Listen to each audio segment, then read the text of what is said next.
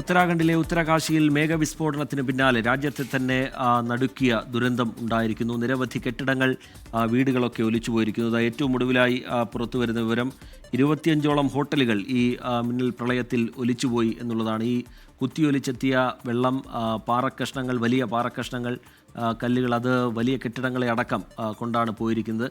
ആ ദൃശ്യങ്ങളിൽ നിന്ന് അതിൻ്റെ ഭീകരത പ്രേക്ഷകർക്ക് വ്യക്തമാണ്.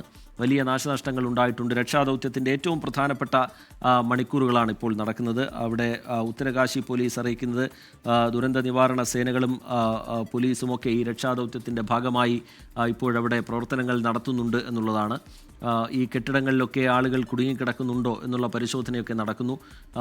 മിസ്സായവരാരൊക്കെയാണ് എന്നത് സംബന്ധിച്ചുള്ള വിവരശേഖരണം അവിടെ നടക്കുന്നുണ്ട്. വലിയ ദുരന്തമാണ്. നേരത്തെ നമ്മൾ പറഞ്ഞതുപോലെ നമ്മുടെ മുണ്ടക്കൈ ചൂരൽമലയിലൊക്കെ ഉണ്ടായതിന് സമാനമെന്ന് തോന്നിപ്പിക്കുന്ന തരത്തിലുള്ള അത്രയും വലിയൊരു ദുരന്തമാണ് അവിടെ ഉണ്ടായിരിക്കുന്നത്.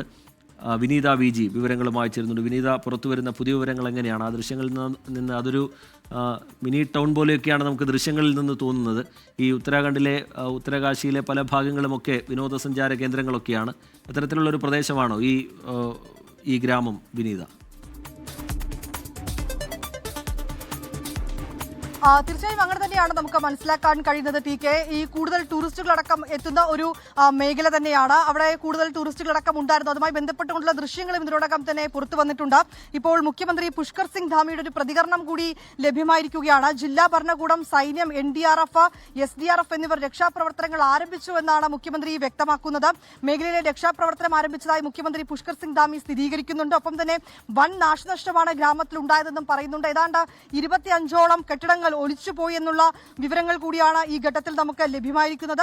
ഒപ്പം തന്നെ ആളുകൾക്കൊരു നിർദ്ദേശം കൂടി നൽകുകയാണ്. നദിയിൽ നിന്നും സുരക്ഷിതമായിട്ടുള്ള മറ്റ് സ്ഥലങ്ങളിലേക്ക് ആളുകൾ ഉടനെ തന്നെ മാറാൻ തയ്യാറാകണമെന്നൊരു നിർദ്ദേശം കൂടി നൽകിയിരിക്കുകയാണ്. മറ്റ് ദുരന്ത നിവാരണ സേനകളും രക്ഷാപ്രവർത്തനത്തിന്റെ ഭാഗമായിട്ടുണ്ട് എന്നാണ് ഉത്തരകാശി പോലീസ് കൂടി ഇപ്പോൾ ഒരു വിവരം നൽകുന്നത്. നദിയിൽ നിന്നും സുരക്ഷിതമായ ആളുകൾ ഉടൻ തന്നെ മാറണമെന്നൊരു നിർദ്ദേശമാണ് നൽകിയിരിക്കുന്നത്. കാരണം നമുക്ക് ദൃശ്യങ്ങളിൽ തന്നെ വളരെ വ്യക്തമായി കാണാൻ കഴിയുന്നുണ്ട്. കുത്തിയൊലിച്ച ഒരു മഴവെള്ളപ്പാച്ചിൽ പോലെ വെള്ളം ഇങ്ങനെ ഒഴുകിയെത്തുകയാണ്. സമീപമുള്ള കെട്ടിടങ്ങളും വീടുകളും ഒക്കെ അതിലിങ്ങനെ ഒലിച്ചു പോകുന്ന ഒരു സാഹചര്യം തന്നെയാണുള്ളത്. നിരവധി ആളുകളടക്കം അവിടെ ഉണ്ടായിരുന്നു. ഏതാണ്ട് 60ലധികം ആളുകൾ ഈ ഒഴുക്കിൽ പെട്ടുപോയിട്ടുണ്ടെന്നാണ് ഇപ്പോൾ പ്രാഥമികമായി പുറത്തുവരുന്ന കണക്കുകൾ. ഇവരെ എത്രയും വേഗം രക്ഷാപ്രവർത്തനം ആ മേഖലകളിൽ പുരോഗമിക്കുകയാണ്. ജില്ലാ ഭരണകൂടത്തിന്റെയും മറ്റും നേതൃത്വത്തിൽ തന്നെയാണ് ഇപ്പോൾ അവിടെ രക്ഷാപ്രവർത്തനങ്ങൾ പുരോഗമിക്കുന്നത്.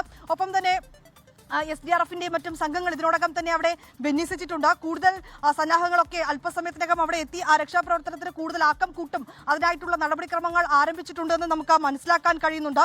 പോലീസും SDRFും സൈന്യവും രക്ഷാപ്രവർത്തനത്തിൽ ഏർപ്പെട്ടിരിക്കുകയാണ്. ഏതാണ്ട് 12ലധികം വീടുകൾ ഒലിച്ചുപോയെന്നാണ് പറയുന്നത്. ഏതാണ്ട് 25ഓളം കെട്ടിടങ്ങൾ ഒലിച്ചുപോയിട്ടുണ്ട് എന്നൊരു വിവരം കൂടി നമുക്ക് ലഭ്യമാവുന്നുണ്ട്. ഇതിൽ നിരവധി ഹോട്ടലുകൾ, ടൂറിസ്റ്റ് സ്റ്റേകൾ, അങ്ങനെയുള്ള നിരവധി മേഖലകളാണ്. നേരത്തെ നമ്മൾ സൂചിപ്പിച്ചതുപോലെ തന്നെ ഈ ഒരു ടൂറിസത്തിനൊക്കെ വളരെയധികം പ്രാധാന്യമുള്ള ഒരു മേഖല തന്നെയാണ്. നിരവധി ടൂറിസ്റ്റുകളടക്കം അവിടെ എത്തിയിട്ടുണ്ടായിരുന്നു. ഇപ്പോൾ നമുക്ക് ലഭ്യമാവുന്ന പല ദൃശ്യങ്ങളും ഇങ്ങനെ എത്തിയ ടൂറിസ്റ്റുകളടക്കം അവർ പങ്കുവയ്ക്കുന്ന ദൃശ്യങ്ങളടക്കമാണ് നമുക്കിപ്പോൾ ലഭ്യമായിരിക്കുന്നത്. ഏതാണെങ്കിലും വലിയൊരു അപകടം തന്നെയാണ് ഉണ്ടായിരിക്കുന്നത്. ടി കെ സൂചിപ്പിച്ചതുപോലെ നമുക്ക് ആ ദൃശ്യങ്ങൾ നോക്കുമ്പോൾ കാണാൻ കഴിയുന്നത് അത് തന്നെയാണ്. ഇങ്ങനെ ഒരു സൈഡിലൂടെ വെള്ളം ഇങ്ങനെ കുത്തിയൊലിച്ച് വരികയാണ്. അതിനൊപ്പം നിരവധി ചെടികൾ, മരങ്ങൾ, കെട്ടിടങ്ങൾ എന്നിങ്ങനെ എല്ലാം വെള്ളം ഒലിച്ചുകൊണ്ട് പോകുന്ന ഒരു പശ്ചാത്തലം തന്നെയാണുള്ളത്.